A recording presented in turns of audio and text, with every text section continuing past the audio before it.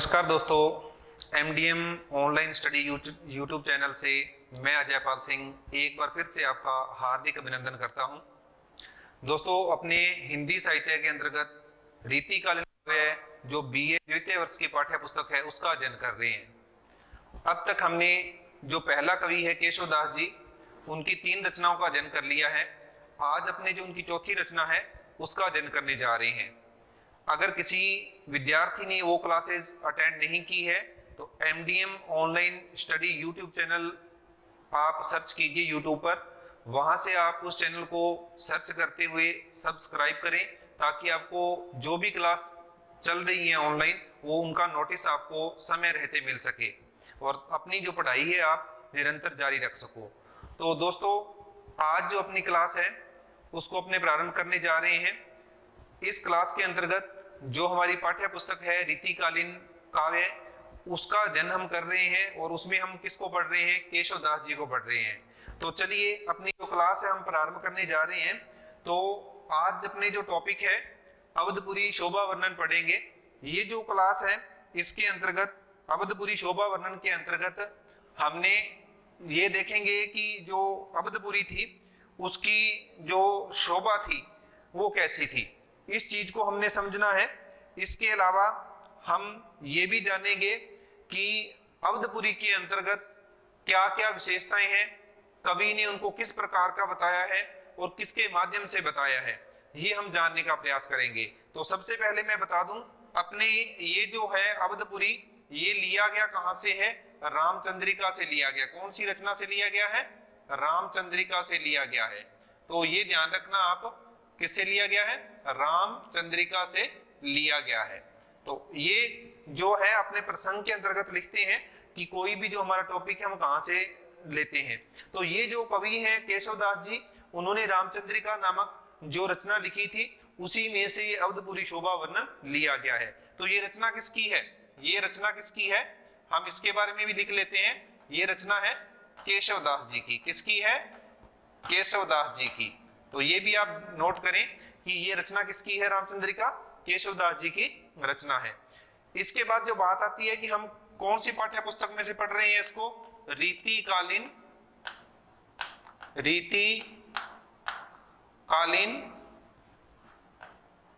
काव्य। और रीतिकालीन काव्य ये जो पाठ्य पुस्तक है वो बीए द्वितीय वर्ष में प्रथम प्रश्न पत्र है। उसमें से हम केशव दास जी को पढ़ रहे हैं और उनकी रचना रामचंद्रिका, और उसमें से उन्होंने अवधपुरी शोभा वर्णन, इसको हमने पढ़ना है। तो सबसे पहले हम अवधपुरी किसके लिए आया है? ये शब्द अयोध्या के लिए आया है। किसके लिए आया भाई? अयोध्या के लिए आया है। तो हम इसके अंदर अयोध्या के वर्णन के बारे में पढ़ेंगे। तो सबसे पहले हमें क्या करना है? सबसे पहले हमें प्रसंग लिखना है। और प्रसंग में हम क्या लिखेंगे? प्रसंग में हम जैसे कि पहले वाली वीडियोस में और रचनाओं में मैंने बताया कि प्रसंग हमेशा ही आपको पाठ्य पुस्तक का नाम, उसके बाद रचना का नाम, कवि का नाम, ये सब कुछ उसके अंतर्गत हम लिखते हैं। और एक चीज जो महत्वपूर्ण होती है वो ये होती है कि जो पंक्तियां हैं, जो पदबंध है हमारा, उस पदबंध के अंतर्गत क्या बताया गया है ये भी हम लिखते हैं। तो उस पदबंध के अंतर्गत क्या बताया गया है, इसके लिए हम इन पंक्तियों का अध्ययन करेंगे और उसके बाद प्रसंग लिखेंगे। तो पेन और कॉपी अपने हाथ में रखें और प्रसंग जैसे जैसे मैं बोल रहा हूं वैसे वैसे आप साथ के साथ नोट करते जाएं। तो पंक्तियां क्या है? कवि कुल विद्याधर सकल कलाधर राज राजवर वेश बने, गणपति सुखदायक पशुपति लायक सूर सहायक कौन गने, सेनापति बुद्ध जन मंगल गुरुगण धर्मराज मन बुद्धि धनी, बहु शुभ मनसा कर करुणा में और सूरत रंगिनी शोभासनी। तो इसके अंतर्गत हमने इसको पढ़ लिया है।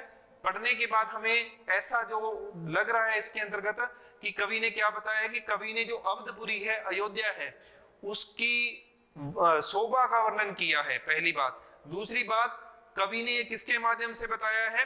तो जब हम रामचंद्रिका का अध्ययन करते हैं केशव दास जी की, तो वहां जो विश्वामित्र जी थे वो अपने शिष्यों को बताते हैं किसके बारे में? अयोध्या या अवधपुरी के बारे में बताते हैं कि जो अवधपुरी है, जो अयोध्या है, वो स्वर्ग के समान है। तो उसकी अयोध्या नगरी की या अवधपुरी की जो विशेषताएं हैं उनका वर्णन किया है। तो अब बात आती है कि सबसे पहले हम प्रसंग लिखेंगे। क्या लिखेंगे? प्रसंग लिखेंगे। तो प्रसंग में आपको क्या लिखना है? सबसे पहली बात जो मैंने बताई आपको, प्रसंग में आपको लिखना होता है कि ये जो रचना है कहां से ली गई है। तो आप क्या लिखोगे, प्रस्तुत जो पदबंध है हमारी पाठ्य पुस्तक रीतिकालीन काव्य, हमारी पाठ्य पुस्तक कौन सी, रीतिकालीन काव्य के रामचंद्रिका रचना से, जो कि केशवदास जी द्वारा रचित है, अवधपुरी शोभा वर्णन से लिया गया है। एक बार फिर से बता रहा हूं कि प्रस्तुत जो पदबंध है हमारी पाठ्य पुस्तक रीतिकालीन काव्य के रामचंद्रिका रचना, जो कि केशवदास जी द्वारा रचित है, उसके अवधपुरी शोभा वर्णन भाग से लिया गया है। तो ये तो हमारे प्रसंग की पहली लाइन होगी। आप इसको ऐसे भी लिख सकते हो कि हमारी पाठ्य पुस्तक रीतिकालीन काव्य है, ठीक है, उसके जो कवि केशवदास जी हैं, उन्होंने उसके अंतर्गत एक रचना लिखी है रामचंद्रिका। रामचंद्रिका जो रचना है उसके अंतर्गत अवधपुरी शोभा वर्णन जो भाग है उसके अंतर्गत हम इसको पढ़ रहे हैं। तो ये भी आप लिख सकते हो। तो वो आप अपने एक लाइन में गागर में सागर भरने की तरह लिख सकते हो, या फिर आप उसको छोटे छोटे भाग में भी लिख सकते हो। अब दूसरी बात, इसमें क्या बताया गया था वो हमने लिखना है। तो आप ये लिखोगे प्रसंग के अंतर्गत कि इस पदबंध के अंतर्गत अवधपुरी की शोभा का वर्णन किया गया है। अवधपुरी किसके लिए आया है, अयोध्या के लिए आया है। तो अयोध्या की शोभा का वर्णन किया गया है, अयोध्या को स्वर्ग के समान बताया गया है। और इसमें विश्वामित्र जी हैं अपने शिष्यों को, कौन बता रहे हैं भाई, विश्वामित्र जी।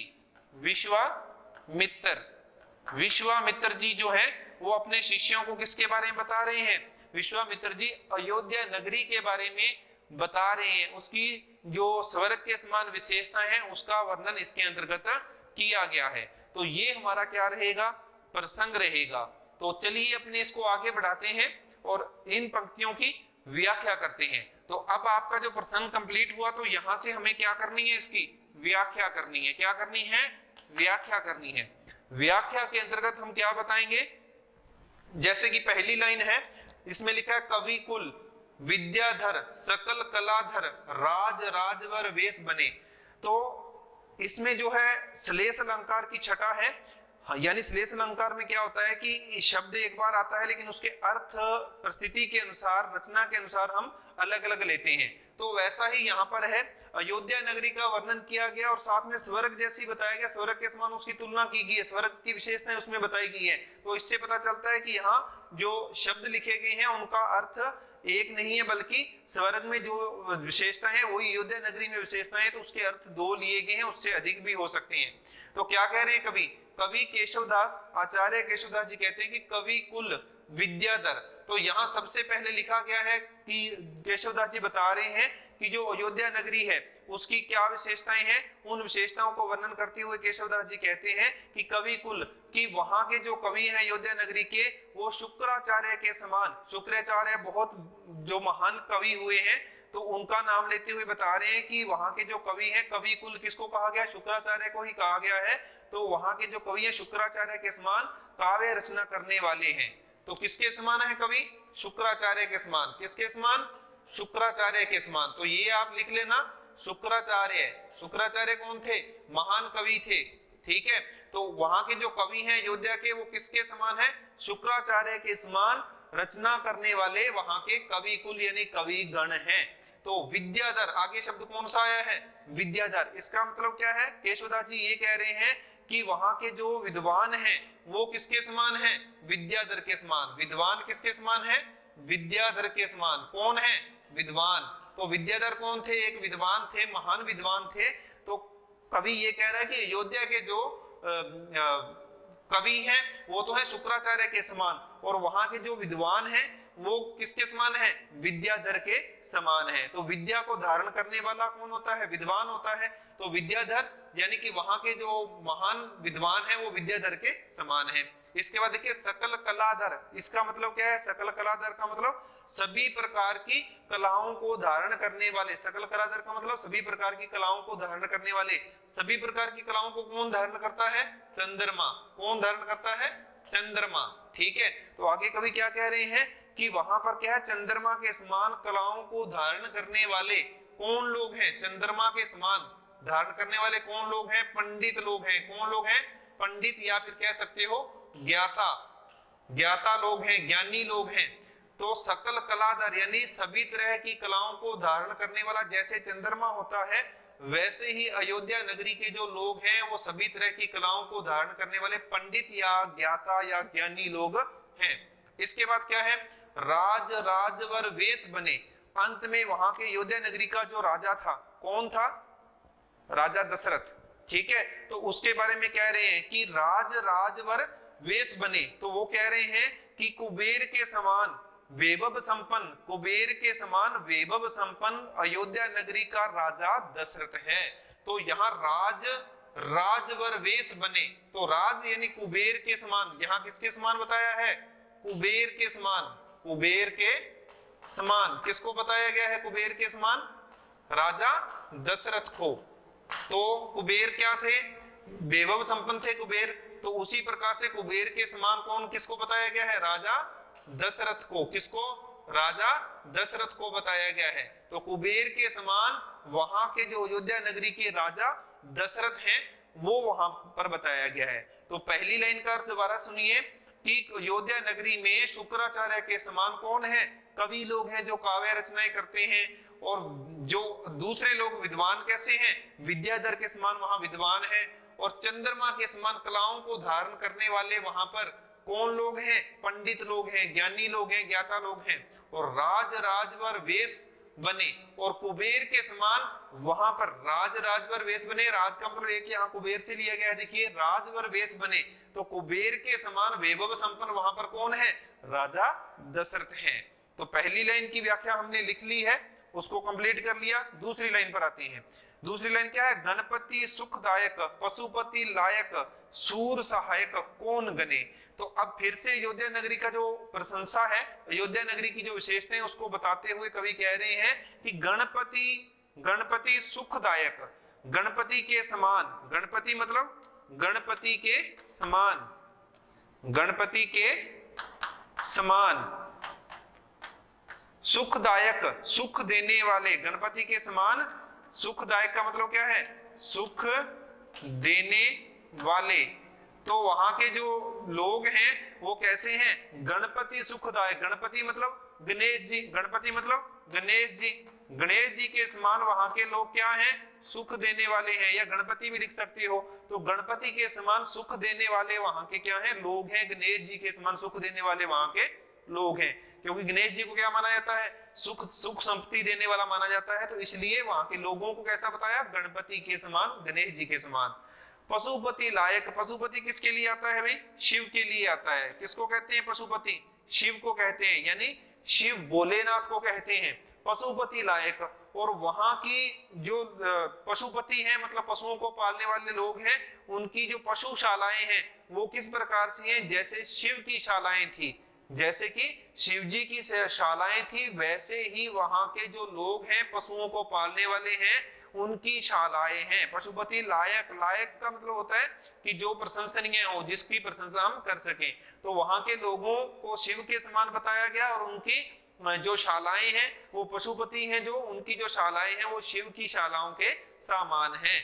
सूर सहायक कौन गने, आगे कभी क्या कह रहे हैं, सूर सहायक कौन गने। तो सूर सहायक का मतलब है सूरवीर, सूर सहायक का मतलब क्या है, सूरवीर। इसका अर्थ क्या लोगे आप, सूरवीर। तो कवि क्या कह रहा है कि अयोध्या में जो लोग हैं वो सूर सहायक, सूरवीरों के समान, सहायक मतलब सहायता करने वाले, सूरवीरों के समान सहायता करने वाले, सूरवीरों के समान क्या है, सहायता करने वाले। कौन गने, उनकी गिनती कौन गिन सकता है। कहने का मतलब, कौन गने का मतलब उनकी गिनती क्या है, अनंत है। अनंत मतलब उनकी गिनती बहुत ज्यादा है। तो वहां पर जो लोग हैं वो सूरवीरों के समान सहायता करने वाले हैं। कौन गने, गने मतलब गिनती, उनकी कोई गिनती नहीं कर सकता, अर्थात वो क्या है, अनंत है। गने का मतलब होता है गिनती, ठीक है। तो गिनती उनकी नहीं हो सकती, तो उनकी गिनती नहीं हो सकती, क्योंकि कौन गने मतलब क्या है, गिनती क्यों नहीं हो सकती, क्योंकि ऐसे शूरवीर सहायता करने वाले वहां पर अनंत लोग हैं। तो दूसरी लाइन की क्या व्याख्या हुई, गणपति सुखदायक पशुपति लायक सूर सहायक कौन गने। तो कवि कहता है कि गणपति यानी गणेश जी के समान सुख देने वाले अयोध्या के लोग हैं। पशुपति लायक, पशुपति कौन होता है, शिव होता है। शिव के समान जो शिव की शालाएं थी वैसे ही वहां के जो पशुओं को पालने वाले लोग हैं उनकी शालाएं हैं। सूर सहायक कौन गने, और वहां के जो शूरवीर हैं वो सहायता करने वाले जो शूरवीर हैं कौन गने, उनकी गिनती बहुत ज्यादा है, अर्थात वो अनंत है, उनकी गिनती कोई नहीं कर सकता। कहां पर है ये सब? अयोध्या में है। तो अयोध्या नगरी का वर्णन चल रहा है, अवधपुरी यानी अयोध्या नगरी का, उसकी शोभा का वर्णन किया जा रहा है। आगे क्या कह रहे हैं कि सेनापति बुद्ध जन मंगल गुरु गण धर्मराज मन बुद्धि धनी। तो इस लाइन की क्या व्याख्या बनेगी कि सेनापति बुद्ध जन, तो यहाँ सेनापति शब्द अलग और बुद्ध जन शब्द है जो अलग है। पहले सेनापति के लिए क्या कह रहे हैं, वो ये कह रहे हैं कवि केशवदास कि वहां जो सेनापति किसके लिए आता है, अगर अपने देखें तो कार्तिकेय के लिए आता है। कार्तिकेय एक बहुत महान सेनापति माने जाते हैं। कह रहे हैं कि वहां के जो लोग हैं वो किस प्रकार के सेनापति हैं, कार्तिकेय के समान शक्तिशाली सेनापति हैं। तो किसके समान? कार्तिकेय के समान। किसके समान? कार्तिकेय के समान। तो जो सेनापति है वो किसके समान है? कार्तिकेय के समान है। और कार्तिकेय के समान होने का मतलब है शक्तिशाली। कैसे हैं सेनापति? शक्तिशाली। तो आप ये नोट कर लेना कि वहां के जो अयोध्या के सेनापति हैं वो कार्तिकेय के समान कैसे हैं? शक्तिशाली हैं। बुद्ध जन का मतलब क्या होता है? बुद्ध जन का मतलब है बुद्ध के समान बुद्धिमान। बुद्ध जन मतलब लोग होते हैं किसके समान? बुद्ध के समान। तो बुद्धिमान किसके समान? बुद्ध के समान बुद्धिमान लोग हैं। कैसे लोग हैं? बुद्धिमान लोग हैं। किसके समान? बुद्ध के समान वहां पर बुद्धिमान लोग हैं। मंगल गुरु गण, अगला क्या है? मंगल गुरुगण। मंगल गुरुगण का मतलब क्या है? मंगल के समान मांगलिक पाठ करने वाले, मंगल के समान मांगलिक पाठ करने वाले गुरुगण मतलब ब्राह्मण। कौन? ब्राह्मण। तो यहां बताया गया है कि मंगल के समान मांगलिक पाठ करने वाले गुरुगण मतलब वहां ब्राह्मण लोग हैं। मांगलिक पाठ मतलब शुभ पाठ, जो शुभ होता है मांगलिक होता है, वो पाठ करने वाले वहां के मंगल के समान गुरुगण यानी ब्राह्मण लोग हैं, मांगलिक पाठ करने वाले। आगे लिखा है धर्मराज मन बुद्धि धनी। तो आगे धर्मराज के बारे में लिखा है। तो धर्मराज हम जानते हैं, इसको हम क्या और क्या कहते हैं? यमराज कहते हैं। तो आगे उन्होंने ये बताया है कि अयोध्या नगरी के अंतर्गत, अयोध्या नगरी में धर्मराज मन बुद्धि धनी, धर्मराज के समान। मन किसके लिए आता है? मन गति के लिए आता है। मन किसके लिए आता है? गति के लिए आता है। तो वहां पर यमराज, या कह ले हम धर्मराज ही बोलते हैं, यमराज ही बोलते हैं। तो यमराज के समान गति व बुद्धि, गति व बुद्धि के धनी, यानी धनी मतलब धनवान, धनी मतलब धनवान लोग निवास करते हैं। तो वहां पर जैसे धर्मराज थे उनमें गति और बुद्धि थी, उसी प्रकार से अयोध्या नगरी में भी धर्मराज के समान गति और बुद्धि के धनवान लोग रहते हैं। इसके बाद दोबारा से बता रहा हूं कि अयोध्या नगरी में कार्तिकेय के समान शक्तिशाली सेनापति है और बुद्ध के समान बुद्धिमान लोग हैं। मंगल के समान मांगलिक पाठ करने वाले जो वहां ब्राह्मण लोग हैं, और धर्मराज मन बुद्धि धनी, और धर्मराज यानी यमराज के समान गति और बुद्धि के धनवान लोग अयोध्या नगरी में निवास करते हैं। तो अयोध्या नगरी यानी अवधपुरी की शोभा का वर्णन। इसके बाद अंतिम जो पंक्ति है उसको देखिए, बहु शुभ मनसा कर करुणा में अरुसुरत रंगिनी शोभासनी। तो अंतिम पंक्ति हमें क्या कह रही है? बहु शुभ मनसा कर। अब मनसा कर क्या होता है? मन की इच्छाओं को पूरी करने वाला, मन की इच्छाओं को पूरी करने वाला। कौन होता है मनसा कर? अगर हम देखें तो एक तो होता है क्या, मनसा कर किसके लिए आता है? अभी कल्प वृक्ष के लिए। कल्प वृक्ष को हम क्या कहते हैं? कल्प वृक्ष ऐसा वृक्ष जिससे हम अपनी इच्छाओं की पूर्ति करते हैं। दूसरा हम इस किससे, इससे अर्थ क्या लेते हैं? कामधेनु से। किससे?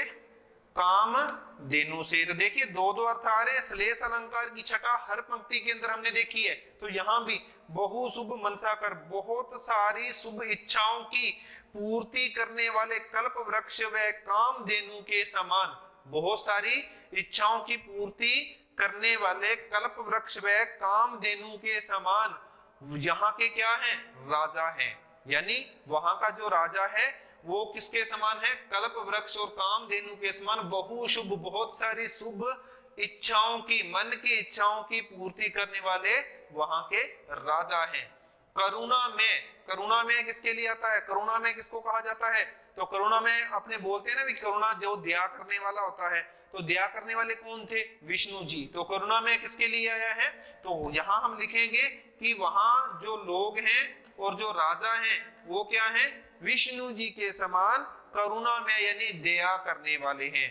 तो जो राजा था वो कल्प वृक्ष और कामधेनु के समान शुभ इच्छाओं की पूर्ति करने वाला और विष्णु जी के समान दया करने वाला या दयावान राजा था। वहां ऐसे लोग निवास करते हैं। कहां निवास करते हैं? अयोध्या नगरी में ऐसे लोग निवास करते हैं। आगे देखिए, अरु, अरु मतलब और, सूरत, अरु सूरत रंगिनी शोभासनी, शोभासनी, शोभसनी का मतलब सूरत रंगिनी क्या होता है? सूरत रंगिनी होता है आकाश गंगा के समान शोभा से युक्त। सूरत रंगिनी आकाश गंगा के समान शोभा से युक्त। तो यहां लिखोगे किसके समान? आकाश गंगा के समान। किसके समान? आकाश गंगा के समान शोभा से युक्त। किससे युक्त? शोभासनी, मतलब शोभसनी का मतलब क्या होता है? शोभा से युक्त। आकाश गंगा के समान शोभा से युक्त। वहां कौन सी? सूरत रंगीनी शोभासनी। यहाँ किसी नदी का नाम आया है आकाश गंगा के समान शोभा से युक्त। वहां पर सरयू नदी बहती है। कौन सी नदी बहती है? सरयू नदी बहती है। कहाँ बहती है? अयोध्या अवधपुरी में कौन सी नदी बहती है? सरयू। किसके समान? आकाश गंगा के समान शोभा से युक्त अयोध्या में सरयू नदी बहती है। ये हमारी अंतिम पंक्ति थी। इसमें ये बताया गया है, दोबारा से बता रहा हूं, बहु शुभ मनसा कर कि कल्प वृक्ष के समान, कामधेनु के समान बहुत सी शुभ इच्छाओं की पूर्ति करने वाले वहां कौन है? राजा हैं करुणा में। और वो कैसे हैं? दयावान भी हैं। किसके समान? विष्णु के समान। वो करुणा में, करुणा का मतलब क्या होता है? दया करने वाला। तो वहां का जो राजा है वो दया करने वाला है विष्णु जी के समान। और अरु सूरत रंगनी शोभासनी, और वहां पर सरयू नदी बहती है। किसके समान? आकाश गंगा के समान शोभा से युक्त अयोध्या में कौन सी नदी बहती है? सरयू नदी भी बहती है। तो ये हमारी क्या थी? व्याख्या थी दोस्तों।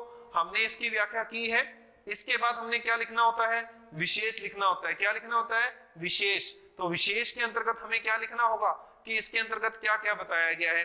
देखिए, मैंने आपको पहले ही बताया था कि हर पदबंध के अंतर्गत जो है अलंकारों की छटा देखने को मिलेगी या फिर छंद भी होते हैं। तो यहाँ अलंकारों की बात करें तो अनुप्रास अलंकार की छटा आप कहां से देख रहे हो? कै में कवि कुल, किसी वर्ण की बार बार आवृत्ति होना अनुप्रास अलंकार होता है। तो पहले भी मैंने बताया था कि यदि किसी वर्ण की बार बार आवृत्ति होती है तो वहां कौन सा अलंकार होता है? अनुप्रास। तो कै, कवि में कै, कुल में कै, यहाँ हम देख रहे हैं ना, तो वर्ण की बार बार आवृत्ति हो रही है। यहाँ पर फिर कै आ गया। जैसे ये राज, राज, ये तो शब्द आगे दो, लेकिन यहाँ पर रह की आवृत्ति हो रही है, जय जय की आवृत्ति हो रही है, वर और वेश में वह वह की आवृत्ति हो रही है। तो आप बहुत सारी पंक्तियों के अंतर्गत इस प्रकार के आपको शब्द मिलेंगे जहां पर किसी वर्ण की बार बार आवृत्ति होती है। अनु प्लस प्रास से बना अनुप्रास, तो किसी वर्ण की बार बार आवृत्ति होगी तो अनुप्रास अलंकार है। दूसरा अलंकार इसमें मैंने क्या बताया था? श्लेष। श्लेष अलंकार की परिभाषा क्या होती है? अलंकारों की अलग अपनी अलग से क्लास होगी, लेकिन श्लेष अलंकार में बता दूं कि शब्द तो एक ही होता है लेकिन उसका अर्थ हर बार क्या होता है? भिन्न होता है। तो जब शब्द एक ही हो और अर्थ हर बार भिन्न लिया जाए तो वहां अलंकार कौन सा होता है? श्लेष होता है। ठीक है। तो यहाँ पर देखिए बहुत सारे शब्द ऐसे आए हैं कि यहाँ जैसे कवि कुल लिखा है तो कवि कुल, कवि कुल एक अर्थ हो गया, कवियों का कुल, और दूसरा है शुक्राचार्य के लिए आया है। तो हमने यहाँ देखा विद्याधर किसी का नाम है, विद्या को धारण करने वाला, और विद्वान। यहाँ पर मतलब जितने भी शब्द आए जैसे ये राज, राजवर, वेश बने, तो यहाँ कुबेर को लेकर बता दिया है। तो एक अर्थ तो चल रहा है कुबेर के साथ और एक चल रहा है यहाँ पर राजा दशरथ के लिए। तो यहाँ दो प्रकार के अलंकार हमें देखने को मिल रहे हैं। यहाँ भी देखिए अंतिम पंक्ति में, किसी भी पंक्ति में आप देखिए श्लेष अलंकार की छटा भी नजर आ रही है। तो आप इसके अंतर्गत विशेष में लिखोगे कि कवि ने इसके अंतर्गत, सबसे पहला विशेष ये होगा, कवि ने इसके अंतर्गत अवधपुरी या अयोध्या नगरी की शोभा का अति सुंदर वर्णन किया है। दूसरी बात क्या लिखोगे? अयोध्या नगरी को ये सब विशेषताएं कहाँ होती हैं? स्वर्ग में होती हैं। स्वर्ग के जो लोक होते हैं वो इस प्रकार के होते हैं जो इसके अंतर्गत वर्णन किया गया है। तो अयोध्या नगरी को किसके समान बताया गया है? स्वर्ग के समान बताया गया है। फिर विशेष में क्या आएगा? फिर यही लिखोगे कि इसमें अनुप्रास और दूसरा जो है श्लेष अलंकार की अनुपम छटा दिखाई दे रही है। उदाहरण आप किसी भी पंक्ति को उठाकर दे सकते हो।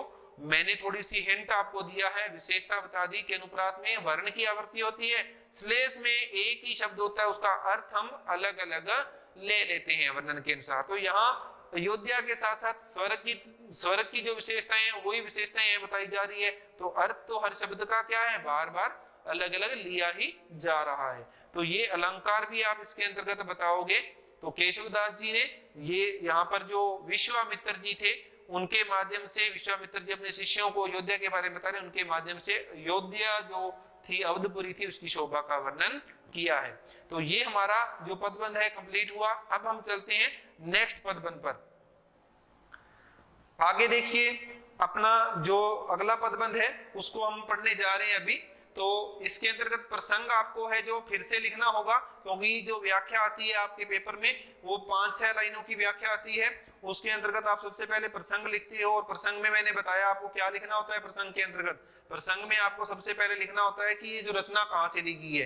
तो ये जो अपनी अगली पंक्तियां हैं, अगला पदबंध है, वो अपनी पुस्तक का नाम क्या था? रीतिकालीन काव्य। क्या था? रीतिकालीन काव्य। तो रीतिकालीन काव्य से ही है ये पंक्तियां भी हमारी पाठ्य पुस्तक कौन सी? रीतिकालीन काव्य, उसी से ली गई हैं। और रीतिकालीन काव्य की कौन सी रचना से? रामचंद्रिका। कौन सी रचना से? रामचंद्रिका रचना से लिए गया है। और ये रामचंद्रिका जो रचना है, ये रचना किसकी है? आचार्य केशवदास जी की। किसकी है भाई? आचार्य केशवदास, उनकी ये रचना है। तो हमने प्रसंग के अंतर्गत यही तो बातें लिखनी होती है कि प्रस्तुत जो पदबंध है वो कहां से लिया गया है? हमारी पाठ्य पुस्तक रीतिकालीन काव्य से लिया गया है, जिसमें आचार्य केशवदास जी द्वारा रचित रामचंद्रिका जो रचना उसमें से लिया गया है। और इसके अंतर्गत कवि ने ये भी कहां से है भाई? अवधपुरी की शोभा वर्णन से ही है। अवधपुरी मतलब अयोध्या, अवधपुरी शोभा वर्णन, अवधपुरी शोभा वर्णन से ही लिया गया है। तो इसको भी हमने ये बता दिया कि अयोध्या या अवधपुरी की शोभा वर्णन से लिया गया। तो इसमें भी क्या बताया गया है? वही कि विश्वामित्र जी हैं अपने शिष्यों को अयोध्या की शोभा का वर्णन कर रहे हैं। और किसके समान बता रहे हैं? स्वर्ग के समान बता रहे हैं। तो अभी हमने प्रसंग जो पहले था उसी अनुसार प्रसंग बता दिया। अब हम लाइनें पढ़ते हैं कि इनमें विशेष क्या है, वो भी प्रसंग में लिखना है।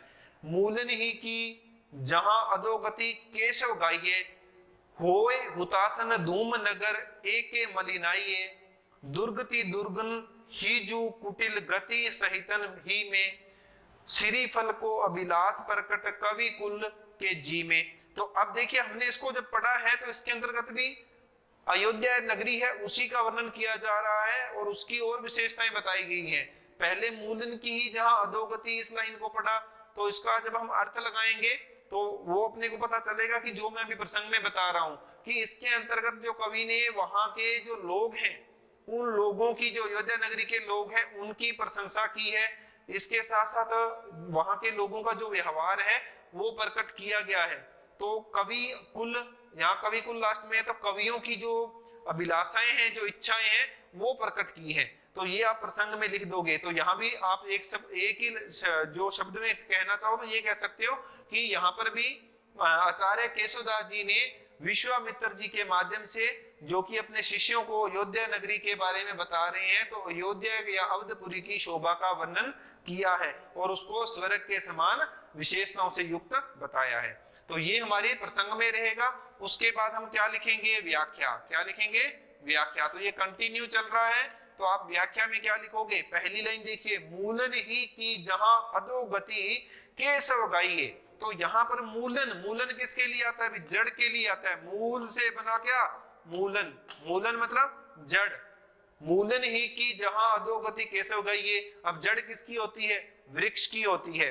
तो यहाँ केशवदास जी कह रहे हैं विश्वामित्र जी के माध्यम से कि विश्वामित्र जी अपने शिष्यों को बता रहे हैं कि मूलन की ही जहां अधोगति, अयोध्या नगरी ऐसी है जहां पर मूलन की ही, मूलन मतलब किसकी जड़, वृक्ष की जड़, कि वहां पर केवल अधोगति, अधोगति क्या होता है, नीचे की ओर जाना, अधोगति, अधोगति नीचे की ओर, नीचे की ओर जाना। अधोगति का मतलब क्या होता है भाई, नीचे की ओर जाना, अधय प्लस गति से बना अधोगति, तो नीचे की ओर जाना।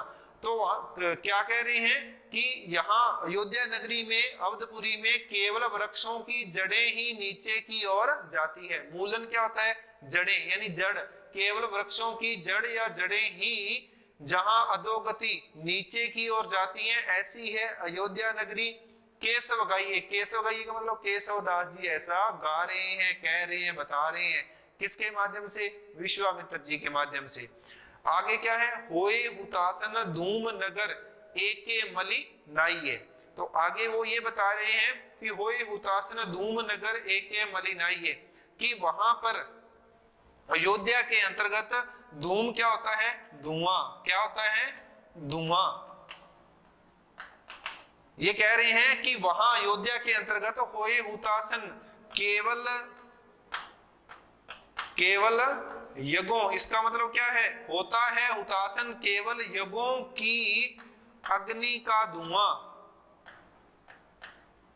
अयोध्या के अंदर केवल यज्ञों की अग्नि का धुआं होता है, और उसी से क्या होता है, कालीमा होती है। क्या होती है भी, कालीमा होती है। जब कोई यज्ञ करते हैं तो यज्ञ होगा तो अग्नि होगी, अग्नि होगी तो उसके अंतर्गत हम घी वगैरह डालते हैं, तो घी डालते हैं तो उसमें से क्या निकलता है, धुआं। तो वहां वो कह रहे हैं कि वहां केवल क्या है, यज्ञों की अग्नि से ही कालीमा या धुआं निकलता है।